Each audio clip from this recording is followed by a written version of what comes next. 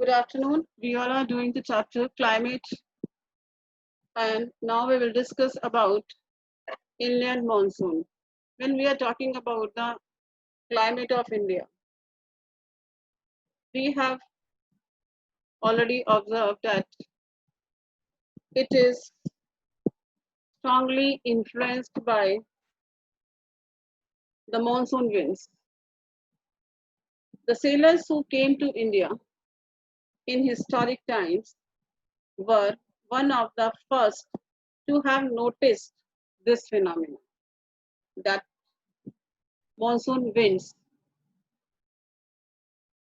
They benefited from the reversal of the wind system as they came by sailing ships at the mercy of the winds.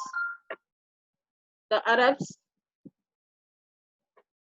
who had also come to India as traders, named this seasonal reversal of the wind system that is called monsoon. So now you just see atmospheric condition in over the Indian subcontinent in the month of January. It is a part of your book also. You will see your NCERT book, you will find this. Now, after that,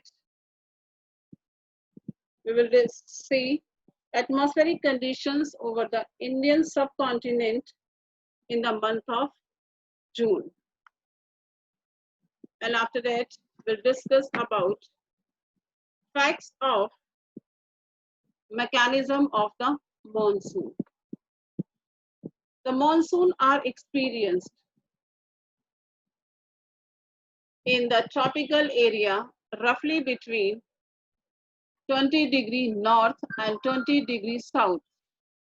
So, to understand the mechanism of the monsoon, we require different facts which are important. Number one, the differential heating and cooling of land and water, which creates low pressure on the landmass of India, while the seas around experience comparatively high pressure.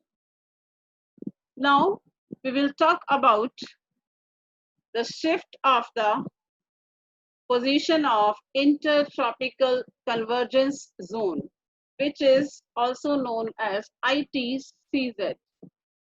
In summer, over the Ganga plain,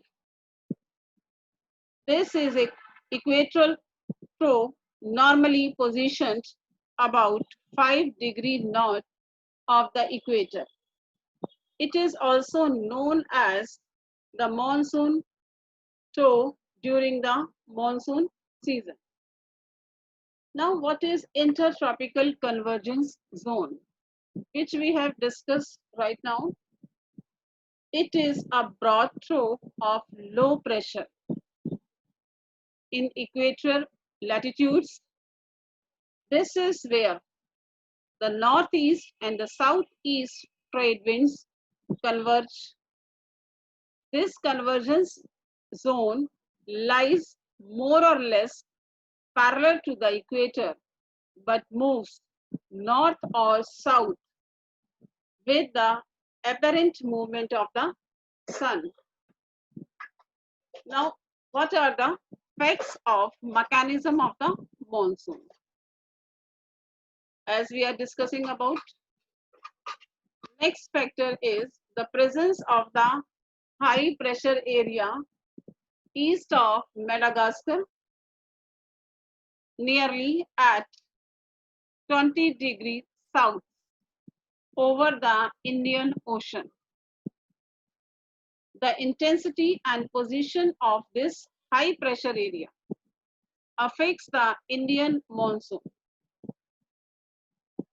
Another facts of monsoon, the Tibetan Plateau, which gets intensely heated during summer, which results in strong vertical air currents and the formation of low pressure over the plateau at about 9 kilometer above sea level.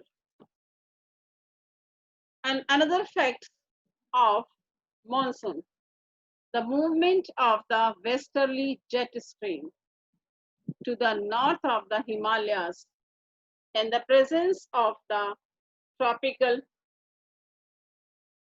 easterly jet stream over the Indian peninsula during summer. Now, what about southern oscillation? Apart from these, whatever the facts we have discussed, it has also been noticed that changes in the pressure conditions over the southern oceans affects the monsoon. Normally, when the tropical eastern South Pacific Ocean experiences high pressure, the tropical eastern Indian Ocean experiences low pressure. But in certain years, there is a reversal in the pressure conditions and the Eastern Pacific has lower pressure in comparison to the Eastern Indian Ocean. And this periodic change in pressure condition is known as Southern Oscillation or SO. And the difference in pressure over Tahiti in Pacific Ocean and Darwin in Northern Australia of Indian Ocean is predicted the intensity of the monsoons.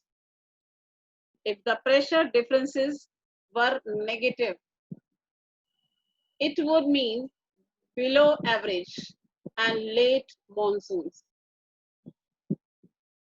A feature connected with the SO, that is Southern Oscillation, is the El Nino. And now we will discuss what is El Nino. El Nino, a name given to the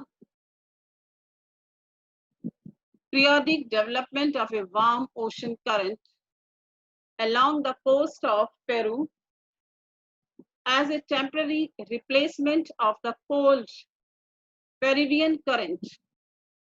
It is a Spanish word which means the child, and this refers to a baby Christ as this current starts flowing during Christmas. The presence of the El Nino leads to an increase in sea surface temperatures and weakening of the trade winds of the region. Now, we have discussed, you just see the effects of El Nino, that is in 1990 due to this delay in the monsoon.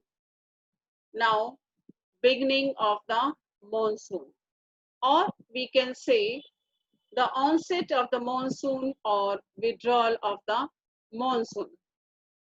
The monsoon, unlike the traders, are not steady winds, but are pulsating in nature, which is affected by different atmospheric conditions encountered by it.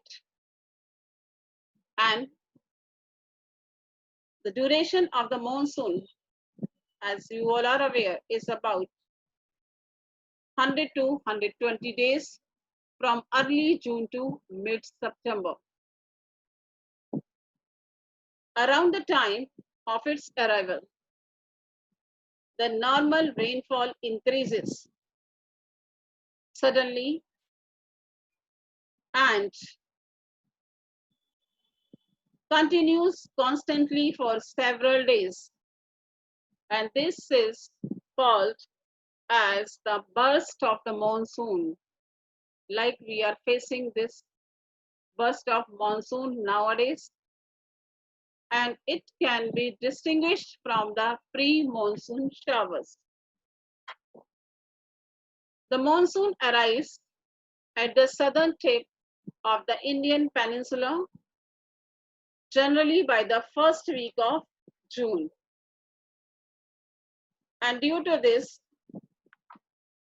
subsequently, it proceeds into two parts, that is the Arabian Sea branch and the Bay of Bengal.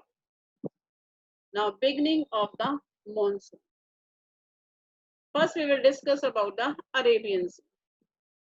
Arabian Sea branch reaches Mumbai about 10 days. Later on, approximately 10th of June. This is a fairly rapid advance. Now, the Bay of Bengal branch also advances rapidly and arrives in Assam in the first week of June. The lofty mountains causes the monsoon winds to deflect towards the west over the Ganga plains. By mid of June, the Arabian Sea branch of the monsoon arrives over Saurashtra, Kutch, and the central part of the country. The Arabian Sea and the Bay of Bengal branches of the monsoon march over the northwestern part of the Ganga plains. Delhi generally receives the monsoon showers from the Bay of Bengal branch by the end of the June, and the tentative date, approximate date is 29th of June.